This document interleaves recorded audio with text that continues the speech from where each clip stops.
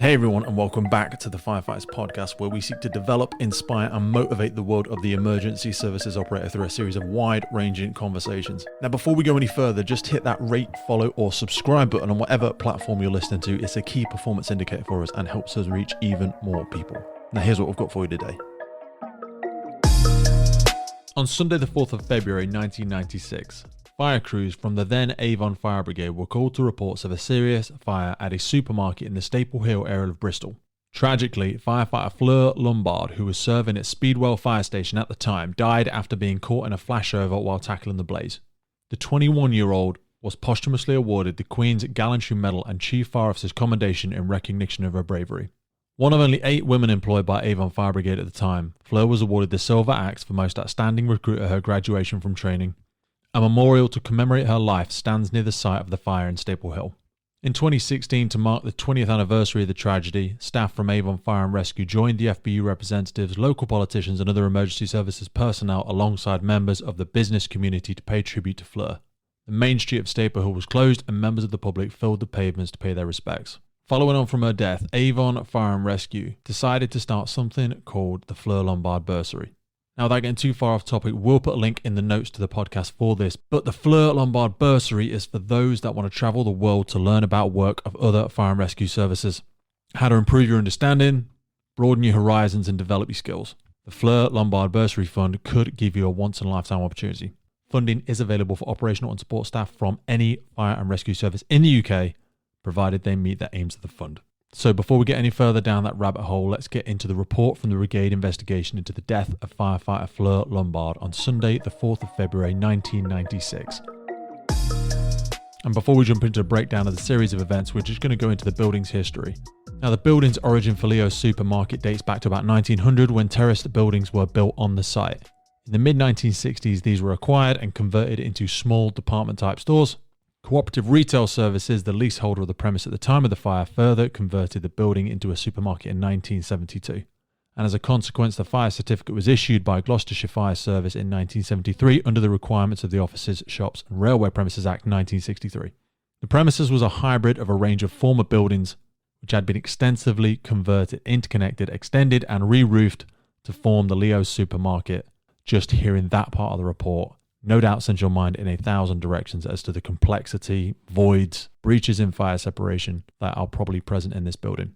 Now, it occupied an L-shaped site on approximately 60 metres by 40 metres and was of part single and part 2-storey construction. The building's construction was mainly solid, brick and a half walls, some rendered but with individual parts utilising a variety of materials.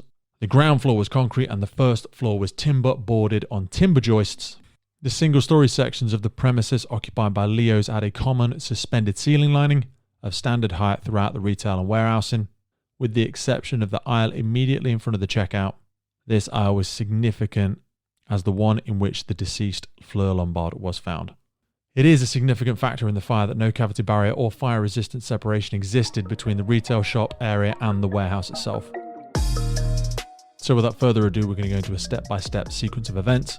The first part of this report gives us a run-up of the scenario before the fire and predominantly involves 4 members of the public that worked at Leo's supermarket. The names of these individuals have been changed for the purposes of this report and for the ease of listening with a continuous flow. On Sunday the 4th of February 1996, there were 3 members of staff on duty in the supermarket, together with a security guard. On this occasion, the duty manager for the day was nominated as John, the warehouse manager, who began his day's work at about 0800. There were several duties for him to undertake before the supermarket could open to the public, in which he was engaged in until the first member of staff arrived. This was an 18-year-old student by the name of Jane, who had worked as a part-time checkout operator at the store on Sunday mornings between 0930 and 1400 since the 15th of October. It was custom for Jane to arrive at 9:30 to assist with the preparation of the Sunday newspapers, which she did on this occasion, and was admitted to the store through the warehouse entrance. After helping insert supplements into the newspapers, Jane prepared her checkout till for the opening time. The second member of the staff was Claire, a freelance designer who also worked part-time at Leo's. On the 4th of February, she arrived at about 9:55 and was admitted through the main customer entrance. As Claire entered the shop, she was followed by 8 customers who had been waiting outside the shop. After changing into her overalls in the staff room, Claire reported to checkout number 4. Whilst checking out some of the first customers, Claire became aware of the security guard standing close to the checkout, whom she'd never seen before. The security guard had worked for the security company only for the previous 2 weeks. He was 20-year-old Sam, It was his first time on duty at Leo's and he reported to the duty manager at 10 o'clock. The duty manager was working in the kiosk, from where the cigarettes and newspapers and lottery tickets could be purchased. This was the normal duty for a duty manager, and at the time the security guard arrived, John was quite busy serving customers. Due to how busy he was, he didn't have time to show the security guard around the shop, give him the layout, but gave him permission to use the telephone and book on duty. The security guard took up his position in the store, and the working day continued. Until about midday, both checkout operators remained at their tills serving customers. As most security guards do, Sam was seen to wander around the store periodically, and because of the restricted field of vision from both the checkouts and the kiosk, he was not always in the view of members of staff. At one time at around 1100, he had been asked by the duty manager to keep an eye on 2 or 3 young lads who had entered the store unaccompanied and aroused the suspicion of the duty manager. The lads eventually left the store without incident, having made a purchase through the checkout. As trading slacked off just after midday, the duty manager asked Claire if she wished to take an early lunch break instead of her normal time of 1300. She declined but suggested that he take an early lunch himself. John took his lunch, carried out some duties, made himself a cup of tea and returned to the kiosk.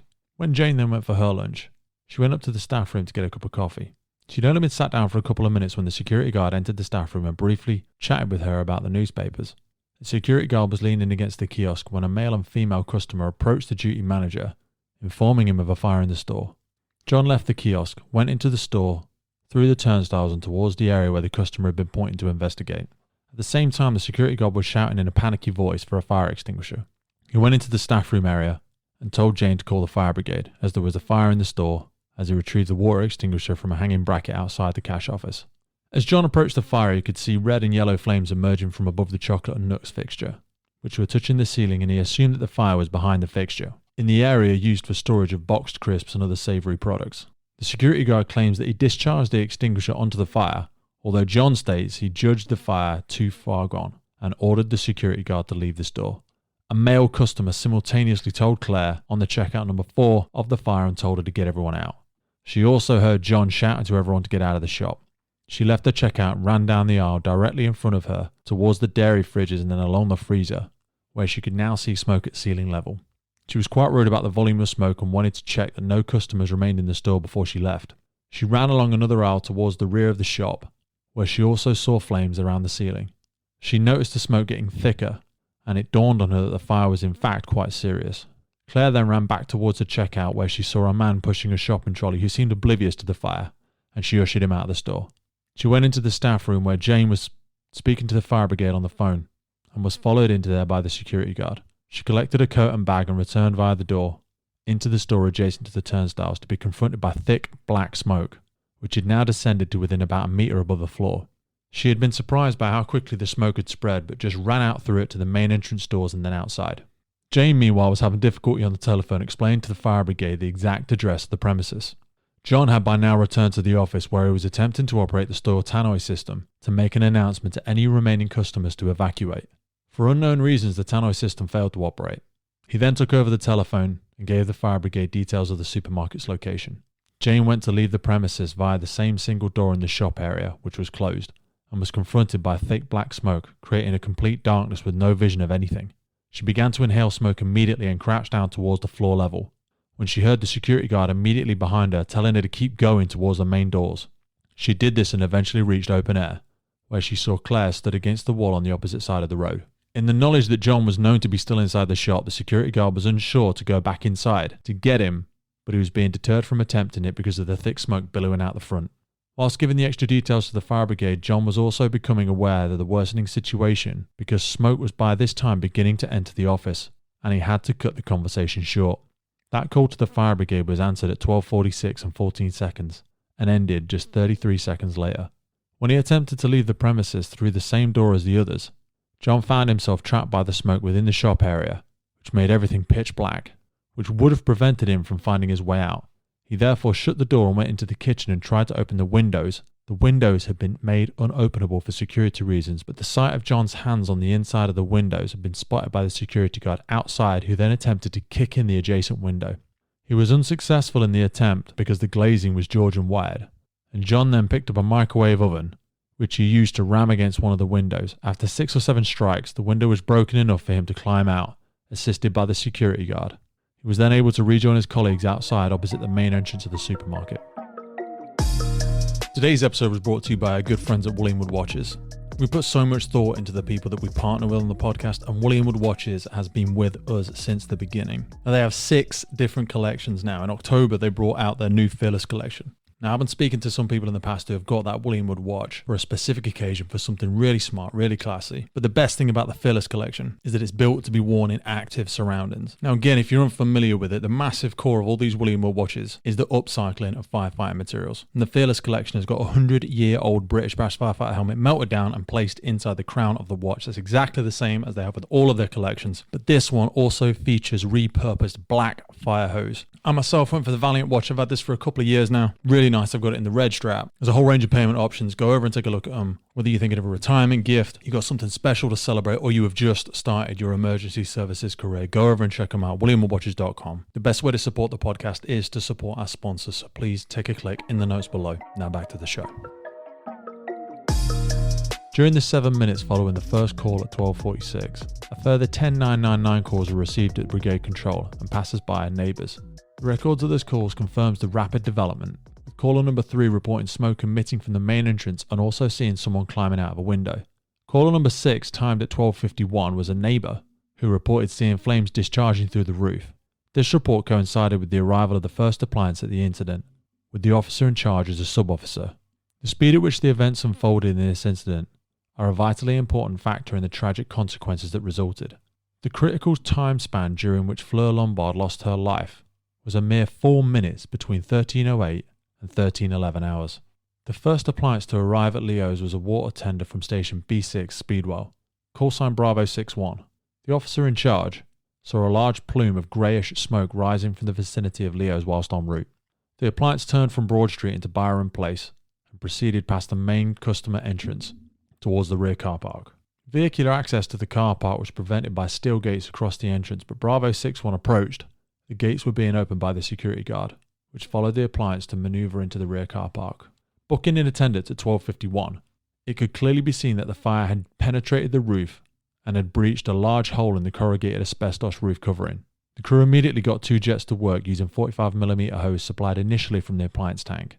These jets were directed from ground level towards the roof and into the hold area. The sub-officer, meanwhile, was consulting with the security guard and the duty manager in the rear of the car park about the building itself, the cause of the fire, and whether it was known if there was a likelihood of anyone being inside. At 12:52, the second appliance booked in attendance was a water tender ladder from station B7 Kingswood, call sign Bravo 72. The officer in charge was also a sub-officer who was riding with the crew of 5 and automatically assumed overall charge of the incident from sub-officer 1. The reason for this was that the incident was in the station area of B7 Kingswood. The driver of Bravo 61 was preparing to set into a hydrant assisted by one of the crew who had temporarily closed down one of the jets. As Bravo 72 arrived, the crew of that appliance also assisted in the hydrant supply to Bravo 61, on the instructions of the sub-officer who also ordered the breathing apparatus wearers to remove their sets. Sub-officer 1 meanwhile had joined Sub-officer 2 who consulted over Sub-officer 2's proposal to make pumps 4. This was agreed and the message was sent at 12:53 from Bravo 72. As a result of which, 1 further pump was mobilised from B6 Speedwell and 1 from A1 Temple at 12:54.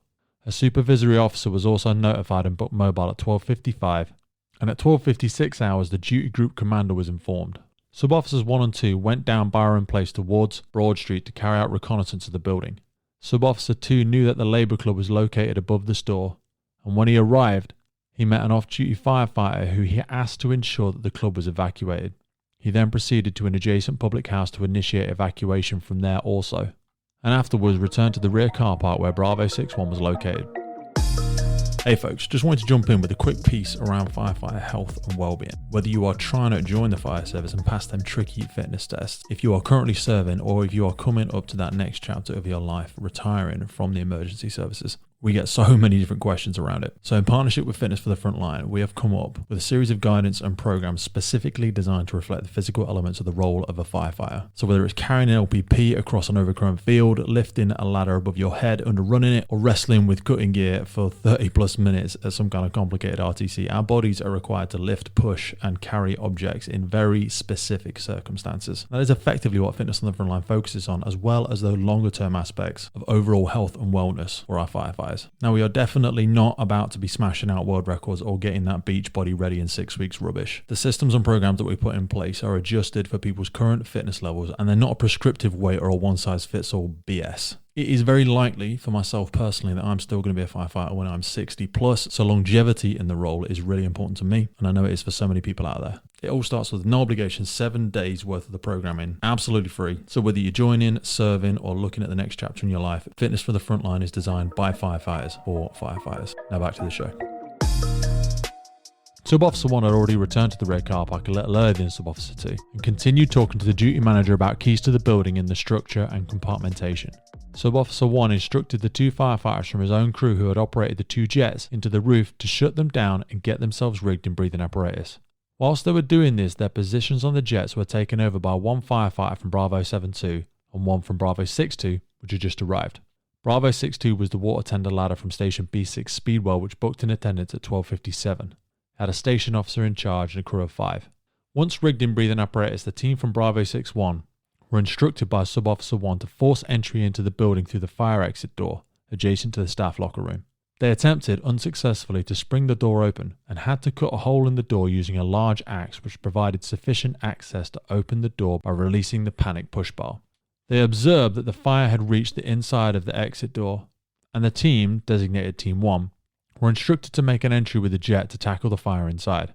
On entering the short corridor giving access to the warehouse, the team were aware of the fire on both sides of the corridor, which they doused with a jet, and once at the entrance to the warehouse, they could see the fire had engulfed everything in front and to the right of them, and was still burning fiercely in front and to the left, with a red glow and considerable noise from the popping of asbestos. The breathing apparatus entry control was set up outside the entry point in the charge of Firefighter 1, the driver of Bravo 61.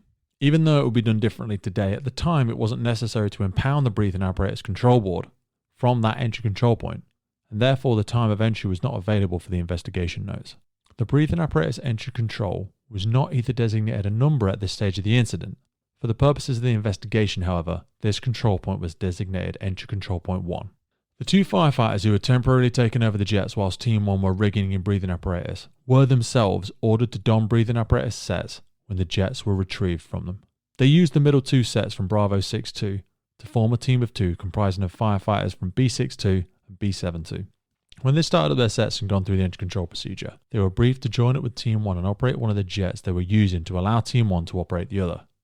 When Bravo 62 arrived in attendance, the station officer in charge at 12:57, the appliance stopped in the Broad Street initially to allow Station Officer 1 to proceed on foot along Byron Place to assess the situation.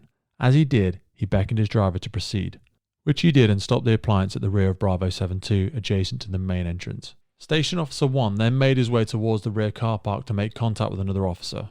As he did so, he was followed by his 2 breathing apparatus wearers, Firefighter 9 and Fleur Lombard herself, who had already rigged in breathing apparatus whilst en route to the incident on the instructions of the station officer, but had not yet started up. Station Officer 1 met with Sub-Officer 1 near the corner of the building at the junction of Byron Place and the rear car park, with both firefighters standing alongside. Sub-Officer 1 was in discussion with the duty manager at the time, and when the station officer joined them, he heard the duty manager explaining that the rear of the building was a warehouse and the remainder had been knocked through to form a shop. He also told the officers that access to the main shop was also available through the main customer entrance in Byron Place. Station Officer 1 then discussed the situation with Sub-Officer 1 when the 2 of them were joined by Sub-Officer 2. At this point, 12:59, the station officer assumed command of the incident. As a result of this conference between the 3 officers, it was decided that a new entry point should be initiated through the main customer entrance on Byron Place using 4 breathing apparatus wearers, 2 with a hose reel and 2 to lay a guideline. Firefighter Lombard, along with another firefighter, remained alongside their officer in charge, the station officer, throughout the conference, but were approached at one point by a police constable. The police officer had earlier spoken to the duty manager, who had informed him that the fire had first been reported to the duty manager by a customer. He also said that he had evacuated the store and had to smash his office window to get out. The police officer asked the duty manager if he was sure everyone was out the store, to which he replied that he didn't know. The police constable, in company with the duty manager, then approached Firefighter Lombard and her colleague and told them that there may still be people inside the shop. This was a significant event in the proceedings, which is referred to again later in the report. On hearing the information, one of the firefighters pointed to the station officer and told the police constable to advise him about that information. It would appear that the preoccupation with Fireground Command prevented the PC from gaining the attention of the station officer immediately, and it was not for some 4 minutes later that the police officer mentioned his concerns to the station officer.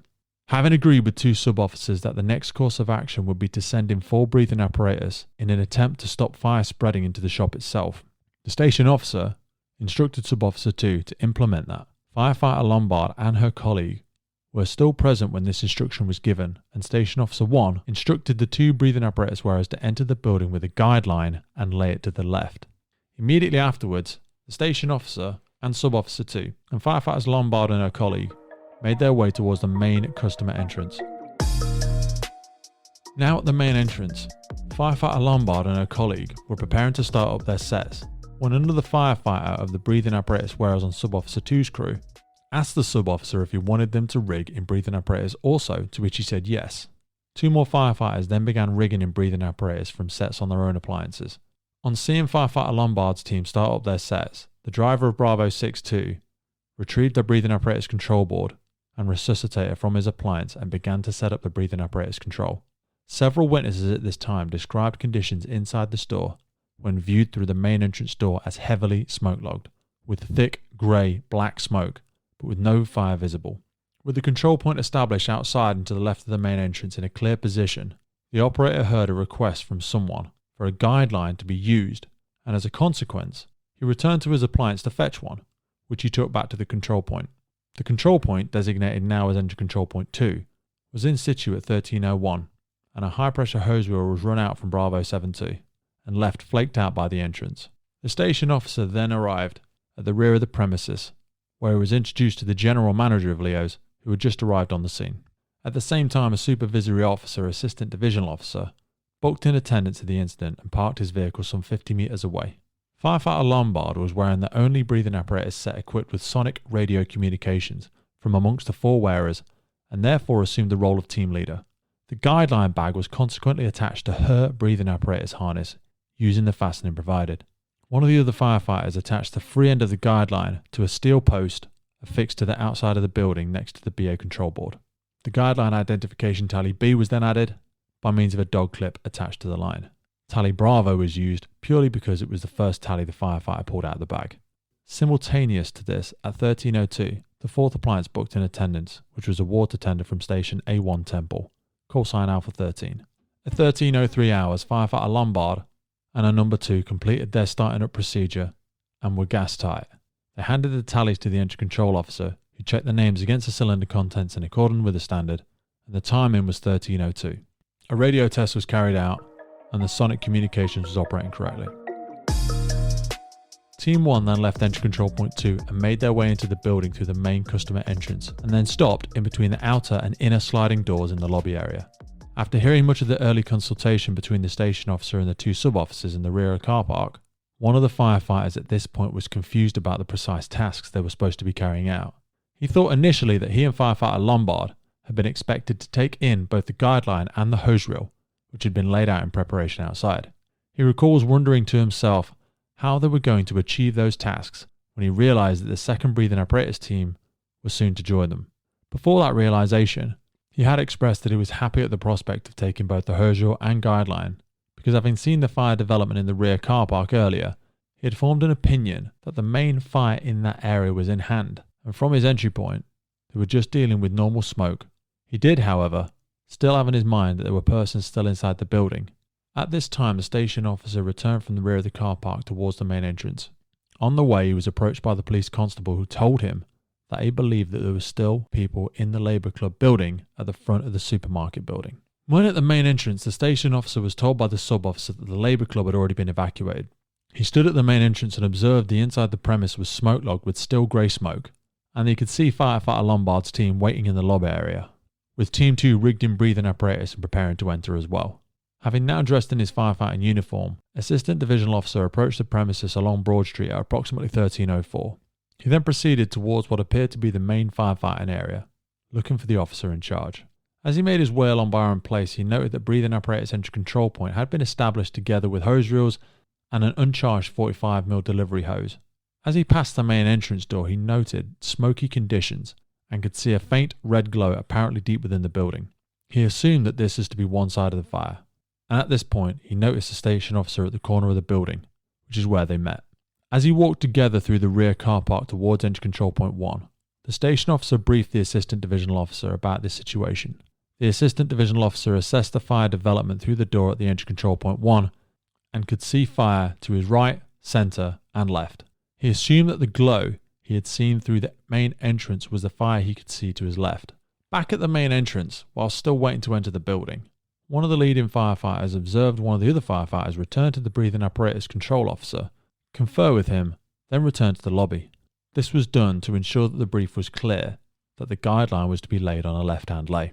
At that time, the leading firefighter was met by Sub-Officer 2. The sub-officer told him to get 4 firefighters rigged in breathing apparatus and get a jet to work inside the building. Once rigged, they ran out a line of 45mm hose. The entry control officer then advised the leading firefighter that an emergency team was required, and after consulting with the sub-officer 2, an emergency team was found. At 13:06, both teams made their initial entry. Firefighter Lombard was leading and began to move towards the right as they moved into the inner lobby. On becoming aware of this, her number 2 shouted that they were supposed to be doing a left-hand lay. She immediately returned to her colleague and made the first tie-off of the guideline on the tubular steel barrier which enclosed the trolley park adjacent to the checkout number 1. Team 2 followed close behind, carrying a high-pressure hose reel, which was at this stage charged but not in use. Lombard's number 2 recalled in his evidence how he thought that they were expected to search as they proceeded, and other teams would be following them in. Team 1 were not at this stage linked together by their personal line, preferring instead to maintain physical contact. As they made their way through checkout number 1, they adopted a search technique and maintained contact with the wall to their left. This took them down the beer, wine and spirits aisle, directly in front of the checkout. Because of the fixture designs and the nature of the loose products of wine, the number 2 had some difficulty finding suitable tie-off points. As the team began to make their way along the aisle, number 2 remembers commenting to firefighter Lombard that whenever the 2 of them are nominated breathing apparatus wearers together, they always seem to get a job. He also told her that he could not seem to find any tie-off points for the guideline. Although he remained in physical contact with firefighter Lombard as they proceeded down the aisle, the smoke was so dense that he could only just make out the outline of her breathing apparatus set immediately in front of him. The heat began to increase to the extent that they had to crouch down in an attempt to find a cooler atmosphere. They could hear a lot of banging, which the number 2 describes as similar to aerosol canisters exploding but much louder. They made their way along the aisle until they reached the end wall directly ahead, which was in fact the display fixture containing dairy products. He attempted to make a second tie-off onto something at about waist height. He said to firefighter Lombard whilst trying to make the tie-off that they could not stay in much longer due to the heat. He states that the heat and the noise at this time had increased dramatically, with loud banging and also considerable roaring, which was getting louder all the time. They had only been in the property for 4 minutes at this time. Also at 13:06, whilst both teams were making their initial entry, the conditions inside were reported by Team 2 as heavily smoke-logged with thick black smoke down to about waist level. It wasn't constant, it was moving and cleared momentarily, which was sufficient to see the immediate vicinity with the trolleys and checkouts. When firefighter Lombard moved towards the right in front of Team 2, the guideline behind her momentarily blocked their way until she went back over to the left. Whilst her number 2 was making the first tie-off of the guideline to the tubular steel barrier and closing the shopping trolleys at 13:07, Team 2 continued to make progress in a straight line, directly ahead and parallel to the checkouts, which caused the 2 teams to become separated. A firefighter in Team 2 stated at interview during the investigation that he had assumed in his mind's eye that there would be a wall to his left, parallel to and behind the checkouts, which he had surmised would be the route of the guideline. He therefore imagined that the 2 teams would be moving forward together, 4 abreast. It was found in the report that Team 1, making a left-hand lay, were in fact moving in the direction of about 90 degrees to the left of Team 2. As Team 2 advanced into the store, one of the firefighters led with the hose reel, and they knew there was a fire somewhere in front of them, to the right, but visibility was nil. The temperature was increasing to very hot, and in a short time, they had reached an obstruction in front of them, which was the papers and magazines fixture approximately 17 metres from the point at which they had become separated from Team 1. They opened the hose reel at this point and played a spray jet into the ceiling above them. Simultaneously, the temperature rose to an unbearable level very quickly, and the water had been converted into steam which began to burn their exposed skin. They consulted each other and decided to retreat back outside, Visibility remained about nil until they reached the main entrance again.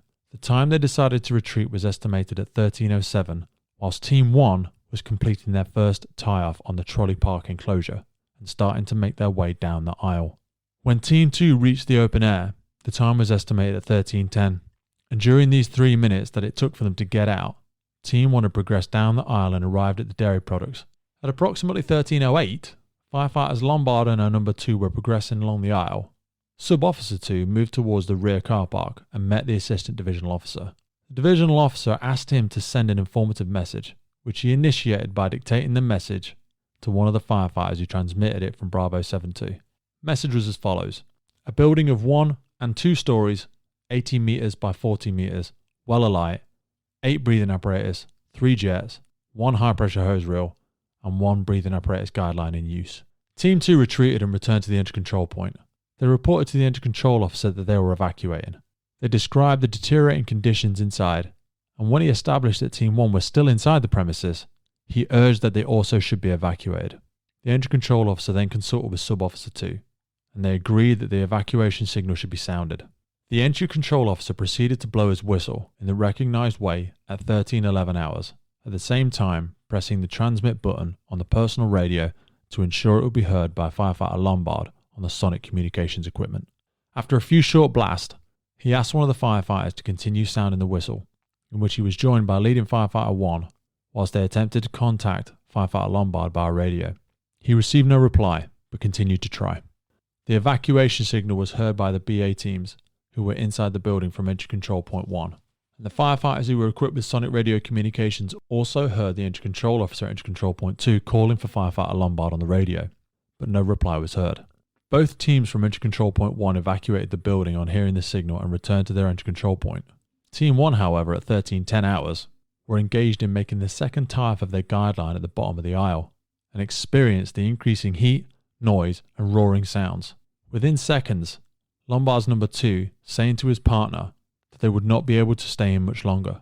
Firefighter Lombard shouted to him to evacuate, which number 2 presumed she had said in response to a message she had received over the radio. There was no recollection by the number 2 of hearing an evacuation whistle at this time, and he was unaware that the signal, if any, had been heard by his team leader. The pair immediately turned towards the way out and took hold of each other's breathing apparatus harness to maintain physical contact. Number 2 recalled how the noise and blackness were frightening, and as he looked upwards to the ceiling, he could see flames licking over them. He had hold of firefighter Lombard's waist strap with his right hand and the breathing apparatus guideline in his left hand as they started to make their way out along the aisle. They were in the crouching position but crawling. The noise began to get increasingly louder, which they found scary, and the explosions were making them frightened. They then began to increase their pace to a trot, and as they did so, firefighter Lombard began to move slightly ahead of her partner, but still in physical contact. And number 2 then recalled the following account of events at 13:11. At that precise moment, something happened, and my mind went completely blank. The next thing, I was on the floor, thinking I must have fallen over. I was thinking, where am I? And then I began to recall what I was doing before, and when I realised, I thought, where's Fleur? The back of my neck and ears were hot, and probably burning, and the conditions seemed to be a little clearer, if anything, but the heat was still intense. My hands felt hot where my tunic had risen up my arms. As I tried to regain my orientation, I could make out the outline of a checkout. In the process of scrambling around to find the checkout, I was wondering what had happened to Fleur, and recall hoping that she'd got out. When I felt the checkout, I turned around and could make out the outline of other firefighters in the entrance lobby. I can't remember anyone helping me out, but when I got into the lobby, I asked if Fleur had come out, and when I was told no, adrenaline just took over and I grabbed a hose reel from someone else and scrambled over the trolleys towards the aisle we had just retreated from. I remembered around this time someone asking where she was. I remember seeing something on the other side of the trolleys which resembled a human, and I think I knew it was Fleur. I remember jumping over the trolleys and saw her slumped forwards in a crouching position against the wall. I pulled her back and the breathing apparatus cylinder fell off, which I brushed aside. Someone picked her up under the arms and I picked up her legs, and we carried her out into open air and laid her down. After this, I can't remember anything until I was sitting in the ambulance. After placing his colleague onto the floor, Fleur's number 2 collapsed onto his knees and was attended by ambulance paramedics. He was assisted into the ambulance, treated with oxygen, and conveyed to the hospital, where he received treatment for superficial burns to the face, neck, ears and wrists. He He was detained in hospital overnight and discharged the following day. One of the firefighters in the lobby was from Team 2 and was operating a hose reel when he spotted the legs of Fleur's number 2 near the checkout. He immediately rushed forwards and grabbed the firefighter by the arm and guided him towards the door of open air. It was at that point that Fleur's number 2 established that his colleague had not evacuated when he grabbed the hose reel from that firefighter and went back into the building. These were the 2 firefighters who located firefighter Lombard and assisted the recovery of her body. In his statement to the police, Fleur's number 2 stated that when he returned towards the aisle to look for Fleur, he saw a figure on the floor and was trying to move towards the trolleys, which appeared to be kneeling with her head towards the wall. As he pulled her back by the shoulders, he said that he could see it was Fleur, but he could not see her breathing apparatus face mask or helmet. He also stated that her fire tunic and leggings were burnt away at the front between her chest and knees.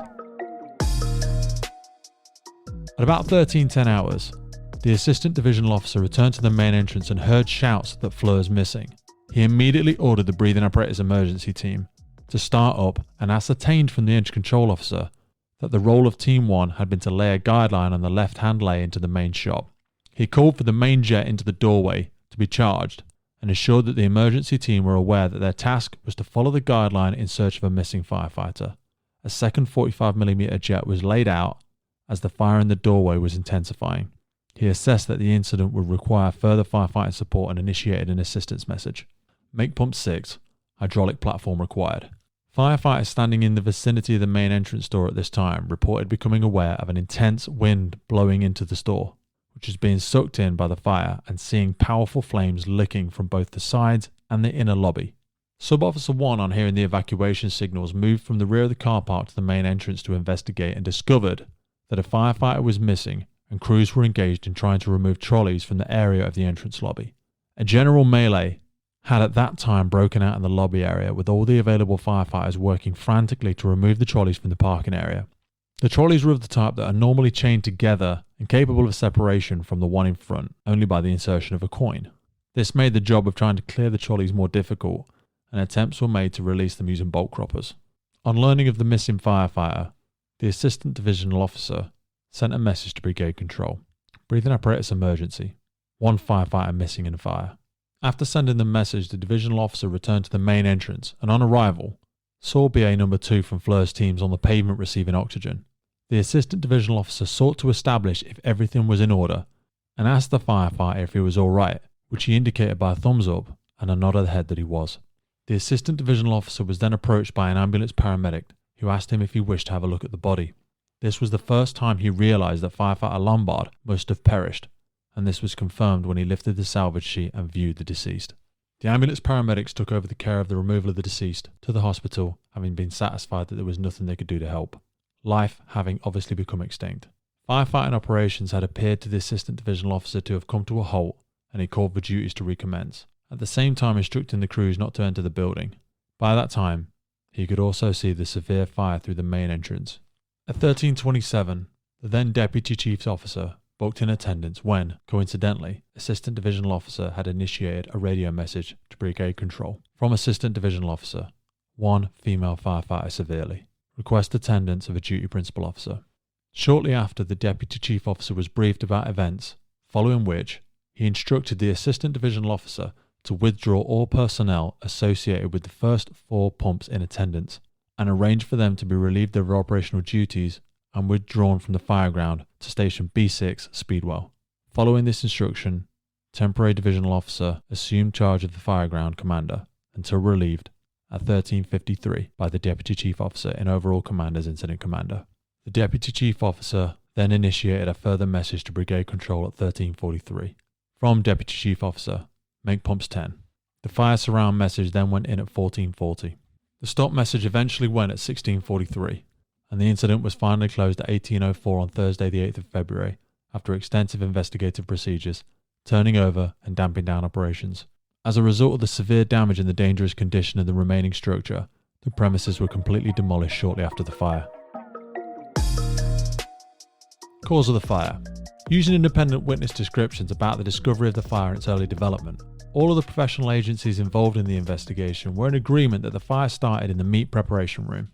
A more detailed examination revealed the point of origin to have been in the northwest corner of the room, With the assistance of the butcher who worked in the meat preparation room, it was possible for the investigation team to reconstruct the area to its layout before the fire, as a result of which electrical causes were eliminated. The conclusions indicated that the pale smoke witnessed when the fire was first discovered was produced by the absorbent pads, and the black smoke seen emitting at ceiling level immediately afterwards was produced by the cardboard boxes.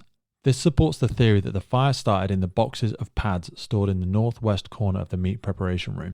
Having discounted all other possible causes by the process of systematic elimination, the consensus of opinion was that the fire started in or in the vicinity of the northwest corner of the meat preparation area. It had not been initiated using any volatile liquid accelerant or as a result of smouldering source, and had therefore been started deliberately, which may have been initiated by a naked flame between about 20 and 30 minutes before being seen in the sales area of the shop. The security guard on duty in the store at the time of the fire was charged in connection with the fire. The post-mortem examination was carried out on the 5th of February 1996. The external examination was reported as showing extensive, full-thickness burns involving the entire head and neck, chest, upper part of the abdomen, trunk, both upper arms, both forearms, and both hands. The skin had ruptured in many places to expose underlying skeletal muscles, and in some places underlying bones. There were extensive burns to both thighs and both legs, but most of these burns were only partial thickness. Superficial partial thickness burns were present on both feet, where intact skin could be seen. This showed some pink discoloration in places. The examination of the respiratory system revealed that the larynx, trachea, and other major air passages contained a moderate amount of soot, and the mucus of the upper respiratory system was markedly congested in places. There were extensive burns to the mouth and the tip of the tongue. Conclusions that may be drawn from the foregoing post-mortem examination is that there was inhalation of smoke, hot gases, and flame before death actually occurred. This would suggest that the breathing apparatus face mask became detached from the wearer's head at some point, although degrees of damage inflicted upon the respiratory system indicates that death would have been virtually instantaneous once the face mask had become detached. The official cause of death was reported as shock and extensive burns. The evidence available from the investigation, together with scientific and experimental factors, led the Fire and Rescue Service to the supposition that a flashover occurred, probably at the time that Fleur's number 2 in Team 1 experienced the disorienting occurrence at about 13:11 hours. This would be consistent with research undertaken in Sweden, which has shown that smoke and hot gases at high level over a large area radiate heat down, and in the process of warming and combustibles at low level produce volatiles which rise in a higher level. When temperatures reach around 550 degrees, a flashover will occur. All evidence in the Leo's fire supports the theory, which was characterized by the following factors: a large compartment with a relatively low ceiling, a high energy fire producing high levels of thermal radiation from its plume, volatiles being produced at high level from the fireboard ceiling panels, an excess of combustible fuels all around, surface obstructions across the ceiling, witness accounts just before the flashover of a large inrush of air through the main entrance of wind force proportions. It is considered somewhat unusual for a flashover to have occurred in a compartment which has ventilated itself through the roof. This phenomenon cannot be explained with certainty, although there appear to be 3 principal factors that may have contributed to the conditions. The premises was in essence a large open plan compartment in which was burning a high energy fire. Ventilation was provided by open doorways at both the main customer entrance and by the exit door to the rear car park. Built-in air bricks also provided a throughput of ventilation, and it's conceivable that incoming and outgoing air was out of balance, affecting the movement and turbulence of the hot flammable gases at high levels. The 2 firefighting jets in use at the southern side of the store may have driven hot gases into the building, whereby affecting turbulence and the hot gases at the high level. The effects of the differential in height of the ceiling above the wine and spirits aisle, coupled with the other obstructions created by upstands, downstands, or advertising boards, could have affected the turbulence of the hot gases, and when the gas layer was lowered, the thermal radiation would increase, thereby increasing the production of volatiles at low level, resulting in a gap between upper layers and a lower layer becoming ever smaller. The volatiles providing fuel for the flashover would have been ignited by the growing fire around the central area of the store. The flames from this event would have flashed across the store at a high level until an obstruction was met. As the flame travelled from east to west, it would have been deflected by the obstruction of the wall formed by the beers, wines, spirits, at which point it would travel in a downward direction towards the floor until it met by another obstruction or a firefighter. Fleur Lombard was 21 years of age when she died. She was born on the 27th of May 1974. She was single and was appointed to a position on the 1st of November 1993. She had previously worked as a retained firefighter for Derbyshire Fire and Rescue Service from October 1992 to October 1993. She was passionate about running, weight training, aerobics, mountain biking, swimming, and restoration of an MG midget motorcar. Firefighter Fleur Lombard died from shock and extensive burns believed to have been caused by local deepening effects of a massive flashover producing an estimated heat output of 10 megawatts at temperatures in excess of 1,000 degrees Celsius, which was sustained for a period of up to 3 minutes. Those conditions exceeded the design specifications of the personal protective uniform and breathing apparatus by up to 4 times, thereby rendering the protection provided ineffective. The operation in which Fleur and her teammate were involved in at the time of her death was considered to be legitimate and justifiable. The command decision taken to commit the breathing apparatus wearers into the building was based on a sound and reasonable grounds, considering that the initial fire appeared localized in a distant part of the supermarket and was being controlled by jets in that location. The objective of the decision was to penetrate a smoke-logged part of the building, to lay a guideline and contain the fire from spreading into unaffected areas while searching for missing persons. The development of conditions symptomatic of a flashover would not normally be considered lightly when a fire penetrates a roof, as it had done at Leo's when the first crews arrived. The flames and rising heat in such circumstances would usually indicate that the flammable gases present were being drawn into the fire, ignited, and discharged through the roof. As has now been proven with such tragic consequences, these were not normal conditions, and the flashover that did occur with such devastating effect could not have been foreseen when the breathing apparatus crews were first committed. When potential flashover conditions become apparent, the rising temperature and increasing noise, the evacuation of crews had already been initiated and the appropriate actions were taken. The tragic and unfortunate death of Fleur Lombard was the ultimate sacrifice of someone who was carrying out instructions and doing her job to the best of her ability. She was trained to the appropriate standards to fulfill the role and even excelled in her competence. Both Fleur and her colleague were relatively relaxed about the tasks that lay ahead when they first entered the building and even exchanged banter between themselves as they progressed. Neither had been told anything different after they were approached by the police constable before entry. He told them he was not sure if everyone was out of the building. They were acting with the knowledge that customers might still have been in the supermarket, which always stimulates that additional motivation and impetus to stretch the limits of personal endurance that only a professional firefighter would know. Whilst becoming aware of the deteriorating conditions inside, when our number 2 said to Fleur that they would not be able to stay in much longer because of the heat, they were still both determined to complete their task and tie off the guideline at the end of a fateful aisle before retreating when, coincidentally, it is thought that the evacuation signal was received by Fleur from the engine control officer. In any normal circumstance, both Fleur and her number 2 would have withdrawn from the building safely to notch up yet another smoky breathing apparatus job. Inauspiciously, these were not normal circumstances, but an inexplicable catastrophe which consumed in its wake a very innocent victim. Both Fleur and her partner displayed gallantry equal to the finest acts of bravery recorded and acted in the very highest traditions of the fire service, whose primary functions is to save life. Her BA2, when he became aware of the orientation after the flashover, showed a concern for his colleague which is instinctive and immediate, and which prompted an instant reaction to go to her aid with absolutely no concern for his personal safety. This brings us to a close of the incident at Leo's supermarket on Sunday the 4th of February 1996. Once again, information about the Fleur Lombard bursary can be found in the notes of the podcast. Thanks for listening, and we'll see you next time.